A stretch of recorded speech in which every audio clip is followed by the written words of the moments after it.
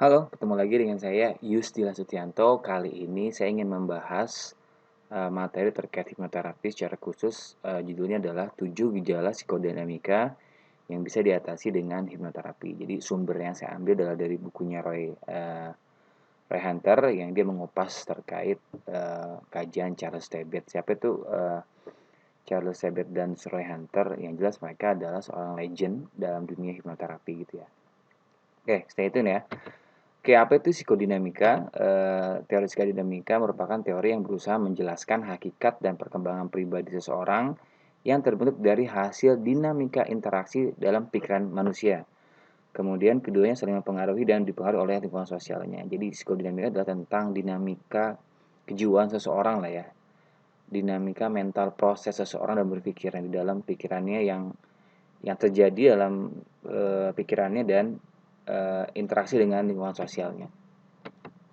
Pengetahuan tentang pikiran berupa proses mental dan komponen afektif yang mempengaruhi pikiran, perasaan, motivasi, dan perilaku. Oke, jelas ya dari judulnya psikodinamika berarti kajian tentang proses mental atau dinamika berpikir seseorang yang mempengaruhi pikiran, perasaan, dan perilakunya.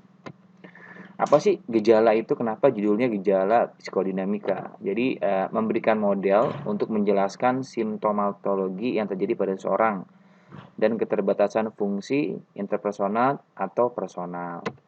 Untuk mengetahui penyebab stimulus munculnya suatu pikiran, perasaan yang mempengaruhi perilaku, ya.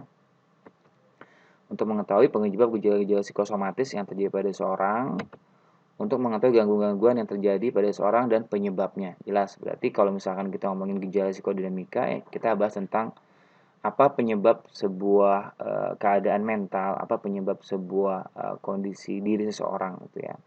Jadi di balik sebuah perilaku itu apa yang terjadi di belakangnya. Tujuan terapi psikodinamika yaitu berfokus pada proses-proses yang tak sadar yang diwujudkan dalam perilaku klien gitu. Jadi ada perilaku yang nggak disadari, kenapa penyebabnya gitu. Tujuan terapi psikodinamika adalah kesadaran klien dan pemahaman tentang pengaruh masa lalu terhadap perilaku saat ini. Jadi ngomongin masa lalu dan efeknya pada masa kini gitu ya. Kajian psikodinamika tentang ego strength, untuk penguatan ego, penguatan pilihan-pilihan berpikir, ya membahas tentang mekanisme pertahanan ego, pengaturan dorongan atau id dari dalam, lalu hubungan interpersonal, ini jelas nih kajiannya, lalu konflik psikologis utama jika ada klien yang merasakan langsung tema-tema psikologis yang mengganggu, ya kita akan kaji itu. Yang ketiga adalah riwayat perkembangan dan pengaruh terhadap personality, ini kajian psikodinamika ya. Nah, nggak bisa dipungkiri perkembangan psikodinamika itu lahir dari kajiannya Sigmund Freud tentang ego, superego dan id gitu ya. Jadi memang dari Sigmund Freud awalnya. Awalnya berkembang dari psikoanalisisnya Freud. Jadi bahwa tingkah laku itu bersumber dari dorongan-dorongan terletak pada ketidaksadaran dan kepribadian yang merupakan hasil dari apa yang terjadi di masa kanak-kanak. Ada juga nanti teori lain tentang sosial dan segala macamnya, tapi awal dari sini. Jadi awal teori dikenalkan dengan istilah id, ego, dan superego dan fenomena gunung es. Nih kalau kita belajar hipnoterapi selalu dikenalkan dengan fenomena gunung es. Jadi apa yang tampak itu apa yang tampak itu mewakili apa yang tidak tampak di bawah itu. Ya tadi di bawah kalau pakai gunung es di bawah itu ada emosi, pengalaman hidup, nilai-nilai yang ada di bawahnya. Lalu apa sih id, ego, dan super ego nih kita bahas dalam tema kali ini karena berhubungan dengan psikodinamika gitu kan, walaupun banyak teori yang lain. Jadi kalau id itu adalah kebutuhan atau representasi biologis yang sifatnya naluriah. Id adalah inti kepribadian yang primitif yang sudah ada sebelum seorang bayi gitu kan, berhubungan dengan dunia luar dan sama sekali tidak disadari. Ini id atau instinct drive. Ya kalau kajian dulu mencari kesenangan, sexuality dan segala macamnya gitu ya. Agresi ini di id. Dan kita punya dorongan-dorongan itu, dorongan-dorongan insting namanya. Ego adalah bagian jiwa yang berhubungan dengan dunia eksternal. Ego mempertimbangkan dan penyeimbang secara nalar antara dorongan dari dalam dan aturan moralistik dari luar. Jadi nalar nih di tengah-tengah ya. Ada superego merepresentasikan aspek moral dan ideal kepribadian yang dituntun oleh prinsip moralistik dan idealistik yang merupakan suara hati nurani dan ego ideal. Jadi kalau misalkan disusun id itu di bawah, oke. superego di atas, nah ego di tengah-tengah nih. Dia yang menjembatani antara kebutuhan si id sama tuntutan dari superego di tengah-tengah nalar. Ya, ini berarti naluri, ini nurani, di sini nalar. Nah, kajian dari psikodinamika yang mengatasi ini. Nah, asumsi dasar psikodinamika, tingkah laku manusia berasal dari dinamika dan interaksi dengan pikirannya. Pikiran manusia merangsang orang untuk bertingkah laku. Pikiran dan tingkah laku itu saling mempengaruhi di dalam lingkungan sosial. Kegunaan belajar teori psikodinamika. Jadi kalau Bapak Ibu sekarang ini belajar apa manfaatnya, yang jelas mencari faktor yang berkontribusi terhadap perilaku seseorang. Oke, mengetahui bagaimana klien berpersepsi dan berinteraksi dengan lingkungannya, mengetahui bagaimana klien menekan dan mengelola ego dalam dunia dan dunia eksternalnya, dalam diri dan eksternalnya, nah, dinamika berpikir ya, dan memahami proses komunikasi seorang ke dalam dirinya, inner interaction gitu ya. Untuk memahami kemampuan seseorang beradaptasi, memotivasi diri, dan relasi antar interpersonal dengan orang lain, bagaimana dia mengelolanya.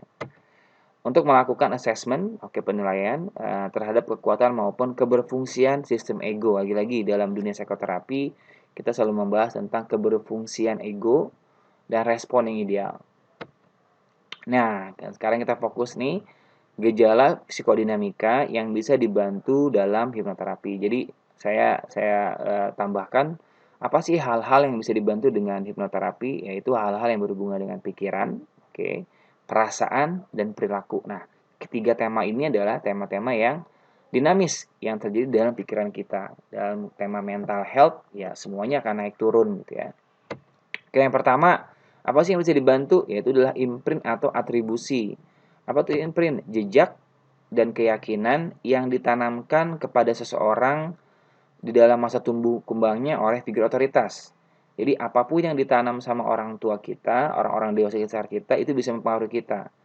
Bisa pada akhirnya menjadi mental blocking atau keyakinan tidak memberdayakan. Jadi kalau misalkan ada pemikiran, ada skema berpikir yang tercipta dari tumbuh kembang kita lalu mempengaruhi kita saat ini, kita bisa atasi dengan hipnoterapi atau dengan hipnosis. Imprint ya, jejak. Misalkan nih, kamu itu bodoh ya, kamu tuh nggak bisa apa-apa. Orang yang ada di sekitar kita mengatakan itu pada kita waktu kecil.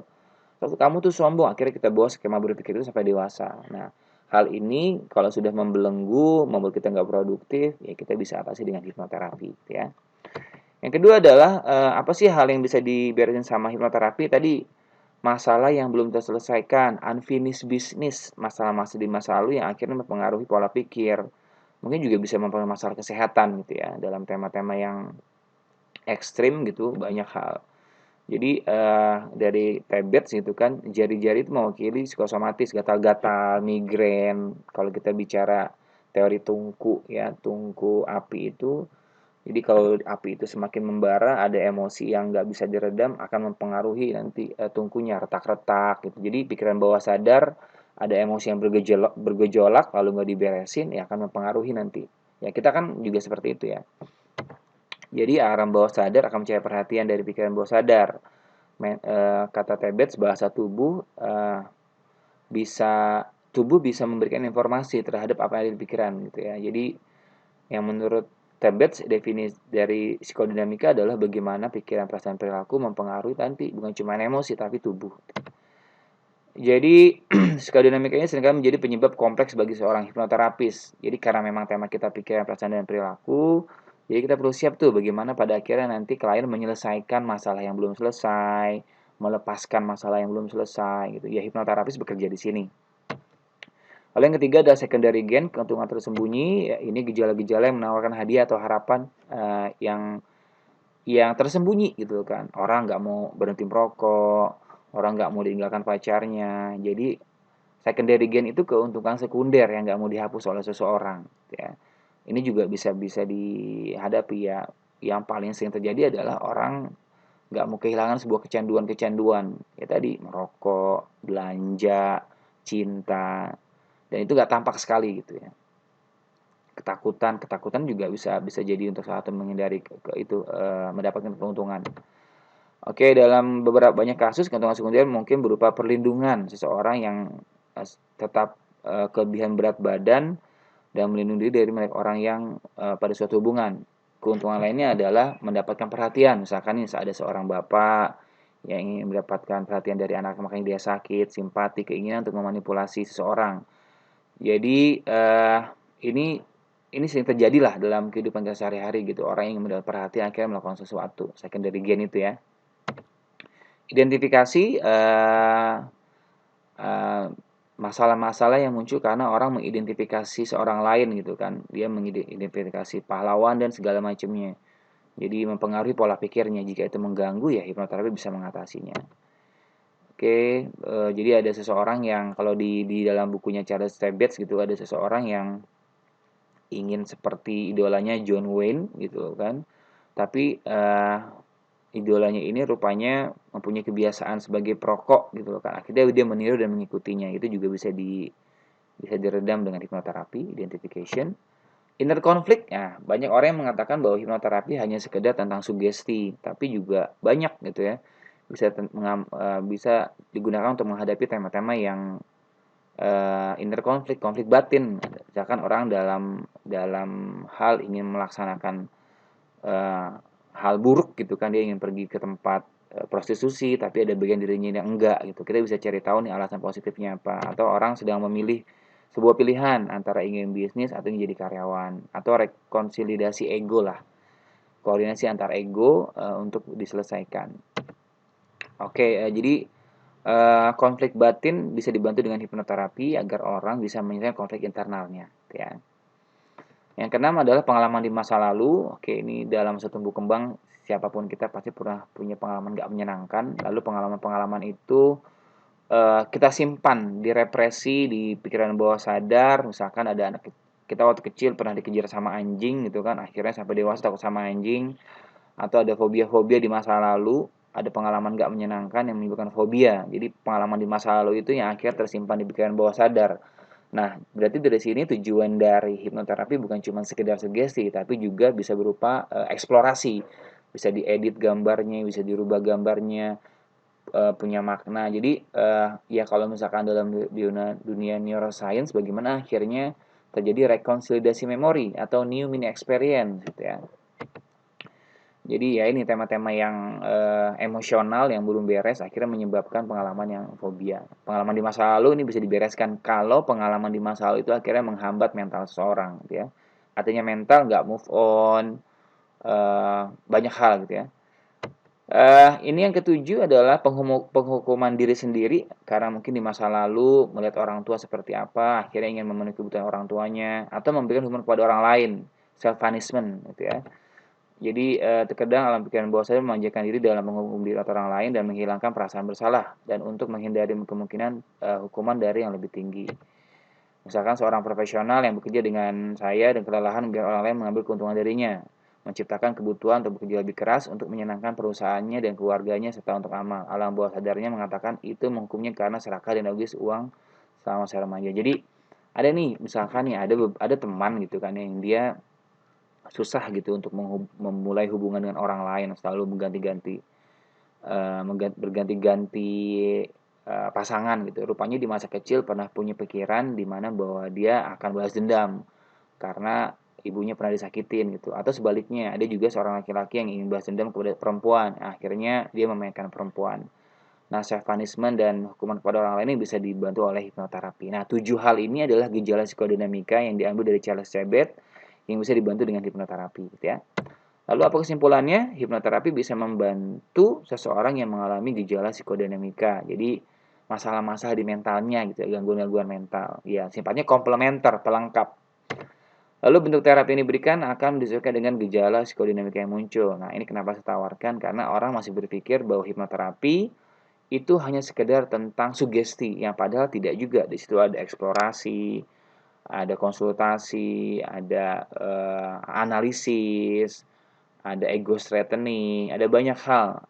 Tergantung nanti Bapak dan Ibu atau pembaca YouTube saya ini kemana perginya gitu ya. Lalu hipnoterapi bukan cuma sugesti saja, tapi tentang eksplorasi pikiran bawah sadar. Oke, ini penjelasan tentang gejala psikodinamika yang bisa dibantu dengan hipnoterapi yang sumbernya saya ambil dari bukunya Roy Hunter. Jika ada pertanyaan silakan di komen. Jangan lupa klik komen, like, atau subscribe, dan share kepada teman-teman yang membutuhkan informasi ini. Sekian dari saya, Yusdillah Sufianto. Wassalamualaikum warahmatullahi wabarakatuh. Bye.